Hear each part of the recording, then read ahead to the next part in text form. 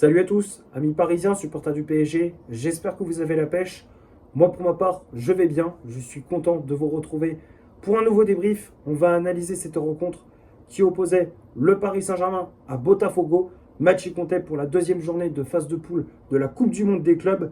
Défaite des hommes de Luis Enrique, 1-0. Le seul buteur de la partie est Igor Jesus à la 36e minute de jeu pour les Brésiliens de Botafogo. Et avec ce résultat, le club de la capitale concède son premier revers dans cette compétition, dans ce tournoi. Le classement se affiche juste ici, donc on est actuellement deuxième à égalité de points avec l'Atlético Madrid qui s'est imposé de son côté face à Seattle sur le score de 3-1. Botafogo est donc premier de son groupe. Il faudra absolument gagner le prochain match face à Seattle pour se qualifier pour les huitièmes de finale de cette Coupe du Monde des clubs. Il faudra prendre les 3 points. Après, il faut espérer aussi un résultat positif de Botafogo face à Atlético Madrid pour justement arranger nos affaires. Bon, on va parler de ce qui s'est passé durant ce match face à cette équipe de Botafogo. Bah écoutez, les gars, une défaite un peu frustrante. C'est vrai, on aurait bien aimé gagner ce match face aux Brésiliens de Botafogo pour assurer notre ticket pour les huitièmes de finale dans cette Coupe du Monde des clubs. Malheureusement, ce n'est pas le cas. La première période, pourtant, elle était nettement du côté du Paris Saint-Germain, dans la possession du ballon. On mettait du pressing. On avait justement de nombreuses occasions, que ce soit avec Kvaratskhelia, Désiré Doué, Vitinha également sur coup de pied arrêté. Malheureusement, on s'est cassé les dents sur cette équipe de Botafogo. Hein. Le gardien John a fait de nombreux arrêts. Le gardien brésilien de Botafogo a fait de nombreux arrêts. Côté brésilien, il n'y avait pas grand-chose à se mettre sous la dent. Hein. C'est vrai que leur tactique, c'était de défendre à 11 derrière, de faire bloc bas. Et dès qu'ils récupéraient le ballon, c'était de partir en contre. Hein. La tactique, c'était bloc bas contre-attaque. Et ça a payé cash. Hein. 36e minute de jeu. Igor Jesus qui ouvre le score sur une récupération de balles des Brésiliens. Et derrière, ça part très très vite en contre-attaque avec un ballon dans la profondeur pour Igor Jesus qui résiste à Pacho et Berardo. Et derrière, le Brésilien qui enchaîne avec une frappe déviée par Pacho. Donnarumma qui malheureusement est pris à contre-pied et est resté un peu sur ses appuis. Les Brésiliens mènent 1-0. Botafogo qui prend l'avantage. Paris qui pousse pour égaliser sur coup de pied arrêté, sur corner, ça passe toujours pas. Botafogo qui est très compact hein, derrière, qui a mis beaucoup d'agressivité, beaucoup de hargne dans leurs interventions. Donc c'était très compliqué pour Kvaratskhelia et pour Doué de passer, même aussi pour Gonzalo Ramos pour marquer, pour s'illustrer. Donc à la mi-temps, 1-0 pour Botafogo. Deuxième période, on pousse pour mettre ce but, on n'y arrive pas pour égaliser, mais on a du mal. Luis Enrique qui fait des changements avec les entrées de Fabian Ruiz, de Canguilhi, de Mendes ou encore de Bradley Barcola. Il y a un peu plus de peps, tu sens que c'est mieux quand les remplaçants sont entrés, surtout Barcola et Nuno Mendes. Malheureusement, on n'y arrive pas. En fin de match, on pensait égaliser avec Bradley Barcola. Malheureusement, son but a été refusé pour une position de hors-jeu. Donc voilà, défaite frustrante. Ouais, c'est vrai qu'on peut avoir on peut avoir des regrets, mais bon, voilà, c'est pas une défaite dramatique, tu vois. Moi, j'en veux pas aux joueurs, j'en veux pas à Luis Enrique. C'est pas une défaite qui est qui c'est humiliante. C'est pas un 4-0, un 3-0, tu vois. C'est pas une déroute de la part de l'équipe, tu vois. 1-0, c'est un peu un hold-up pour Botafogo, mais bon, voilà, c'est comme ça. Malheureusement, on ne peut pas gagner à tous les matchs. Maintenant, on va passer à la composition d'équipe que Luis Enrique a alignée pour ce match. Le 11 de départ s'affiche juste ici. Donc l'entraîneur espagnol a aligné comme d'habitude son fameux 4-3-3 avec dans les cages Gigio Donnarumma. La charnière centrale un peu remaniée. William Pacho associé à Lucas Beraldo. Beraldo qui remplaçait Marquinhos laissé sur le banc par le technicien espagnol. Les latéraux, Achraf Hakimi à droite, Lucas Hernandez à gauche. Hakimi qui avait le brassard de capitaine. Vitinha au milieu de terrain positionné en 6. Sini Mayulu et Warren Zaïre-Emery en relayeur. Et le trio d'attaque, c'était Désiré Doué, ailier droit, Vicha, Kvaratskhelia, ailier gauche. Et en pointe, le portugais Gonzalo Ramos. Les changements effectués par l'entraîneur parisien. Donc comme je le disais, on a vu l'entrée de Fabian Ruiz à la place de Sini Mayulu au milieu de terrain. L'entrée de Canguilhi à la place de Désiré Doué. Nuno Mendes qui est rentré à la place de Lucas Hernandez au poste de latéral gauche. Bradley Barcola qui est rentré à la place de Gonzalo Ramos. Et pour finir, l'entrée du jeune João Neves à la place de Warren Zaïre-Emery. Que dire sur cette compo? Bah, pas grand-chose. Hein. Sur la feuille, sur le papier, bon, tu te dis c'est assez cohérent. Luis Enrique qui a voulu préserver ses cadres. Hein. Il a voulu préserver les joueurs comme Marquinhos, Fabian Ruiz, Nuno Mendes pour le prochain match face à Seattle. Il a voulu faire tourner son effectif. Bon, les remplaçants, malheureusement, ils ont été assez décevants. Hein. Je parle de ceux qui ont le statut de remplaçant, tu vois, les joueurs comme Kanginli, comme Lucas Hernandez, comme Mayulu, Zaïre Emery, tu vois. On pensait qu'ils allaient faire une bonne prestation. Malheureusement, ils ont pas été convaincants. Donc après, voilà, j'en veux pas à Luis Enrique par rapport au 11 de départ aligné. C'est surtout aux joueurs qui ont le statut de remplaçant que j'en veux particulièrement. On va passer maintenant du côté des statistiques de cette rencontre. On va commencer par le Paris Saint-Germain.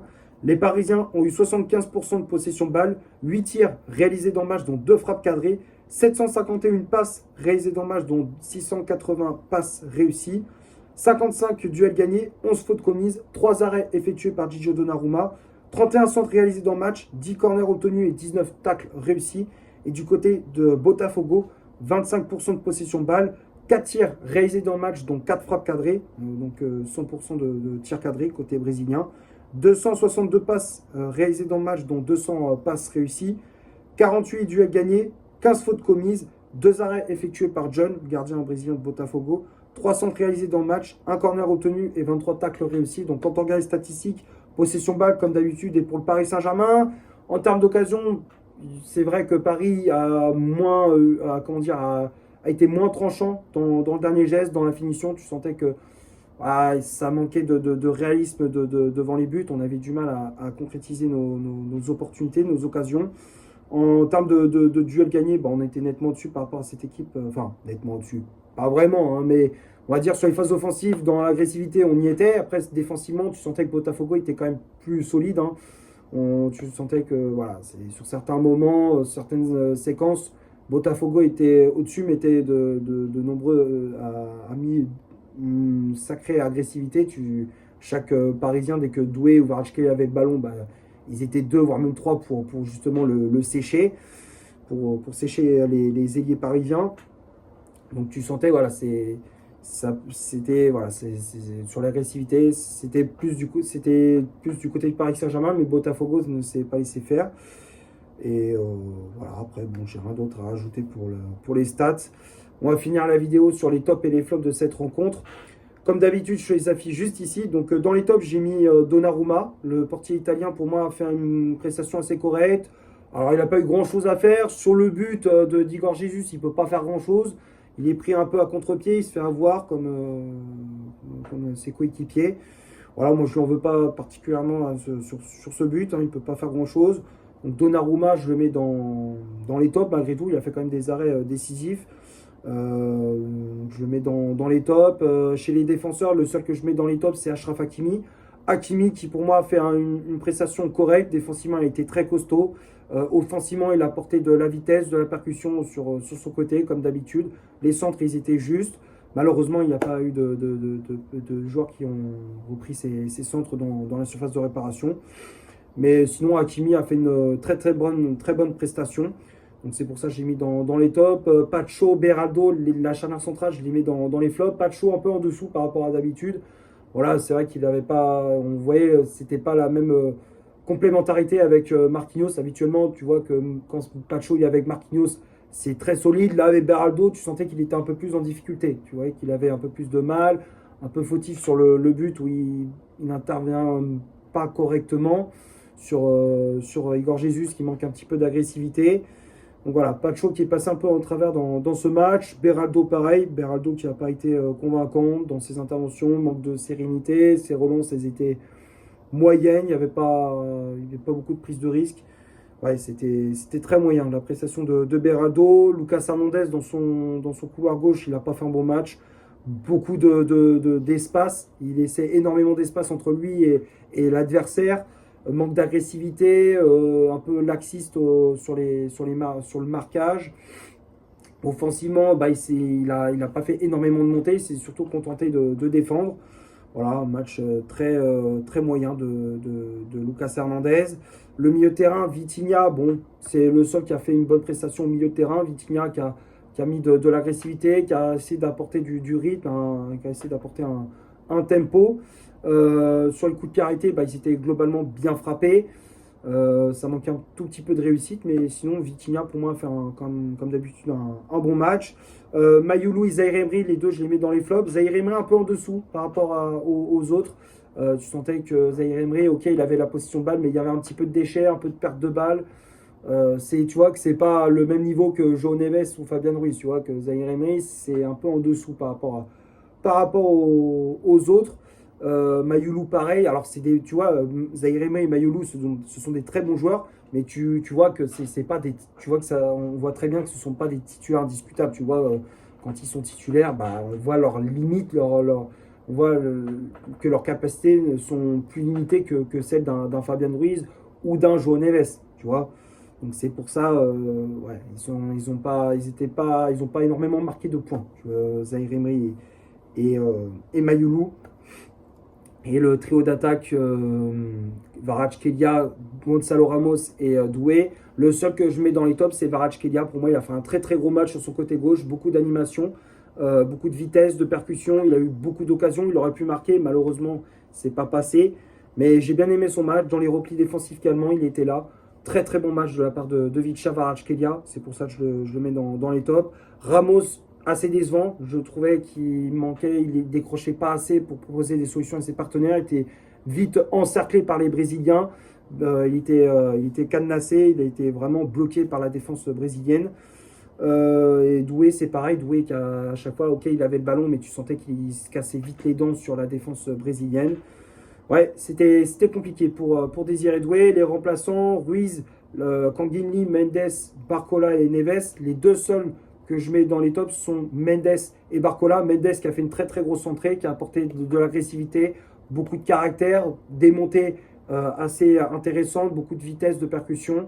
On voyait une petite connexion entre lui et Bradley Barcola. Tu voyais que c'était mieux quand les deux sont rentrés. Barcola qui a fait une bonne entrée également, qui aurait pu marquer en fin de match. Malheureusement, il a été positionné, il a été signalé hors-jeu, il était en position de hors-jeu.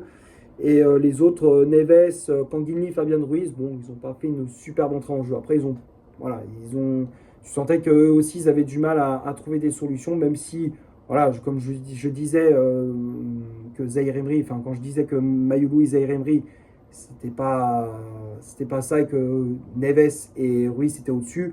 Voilà, dans ce match, ils n'ont pas été décevants, mais ils ont pas été exceptionnels. Mais en tout cas, tu sens que la différence quand Fabian Ruiz et Neves sont là. Enfin, tu vois la différence quand y a pas le. Tu vois la différence quand il y a Fabian Ruiz et João Neves au milieu de terrain. Voilà, je pense que ça a fait le tour pour ce Paris Saint-Germain Botafogo. J'espère que le débrief vous aura plu. Si c'est le cas, vous laissez un énorme like. Tu t'abonnes, tu n'hésites pas à me dire dans les commentaires ce que tu as pensé du match et de mon débrief. Partage la vidéo sur tes réseaux sociaux. N'hésite pas à faire un tour sur mon compte Instagram. Je te l'affiche juste ici. Et d'ici là, portez-vous bien. On se retrouve pour une prochaine vidéo. Ciao et allez Paris.